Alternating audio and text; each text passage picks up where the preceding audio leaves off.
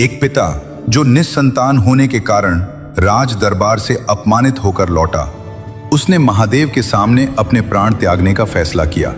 लेकिन जो हुआ उसके बाद उसने उसका भाग्य ही नहीं, इतिहास बदल दिया। सौराष्ट्र के वल्लभीपुर में रहता था मामणिया गढ़वी, राजा शीलभद्र का करीबी और राजगढ़वी। लेकिन दरबार के कुछ ईर्ष्यालु मंत्रियों ने रानी के कान भर दिए। निःसंतान व्यक्ति अशुभ है। बात बढ़ी और अगले ही दिन उसे महल के दरवाजे पर रोक दिया गया। टूटे मन से वो शिव मंदिर पहुंचा।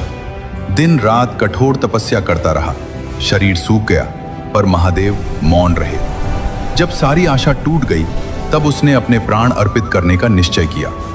और जैसे ही उसने अंतिम कदम उठाया, शिवलिंग से प्रकाश फूटा और महादेव प्रकट हुए। वत्स, तुम्हारे भाग्य में संतान नहीं, लेकिन मेरी कृपा में सब कुछ है। ये कहकर वे उसे नागलोक ले गए। वहां नाग देवता की 7 कन्याओं और एक पुत्र ने स्वयं मामणिया की संतान बनने का संकल्प लिया। कुछ समय बाद 8 सर्प उनके घर के पालनों में प्रकट हुए और 8 दिव्य शिशुओं में परिवर्तित हो गए। उनमें चौथी थी जानबाई। समय बीतता गया। एक दिन उनके भाई मेहराग को सर्प ने डस लिया। विष तेजी से फैल रहा था। उपाय केवल एक था, सूर्यास्त से पहले नागलोक से अमृत लाना। सबने कहा असंभव, लेकिन जानबाई आगे बढ़ी। मैं जाऊंगी।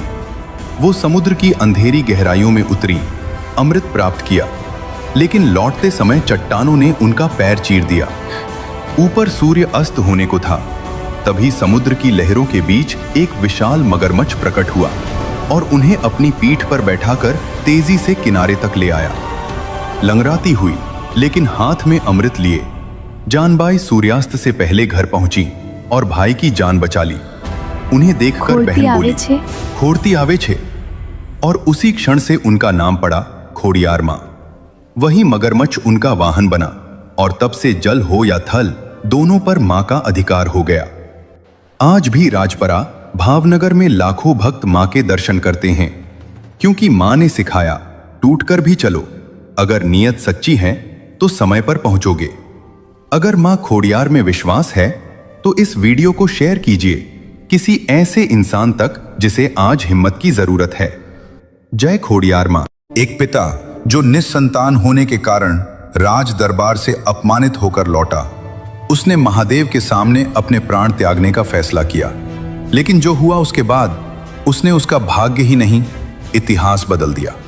सौराष्ट्र के वल्लभीपुर में रहता था मामणिया गढ़वी, राजा शीलभद्र का करीबी और राजगढ़।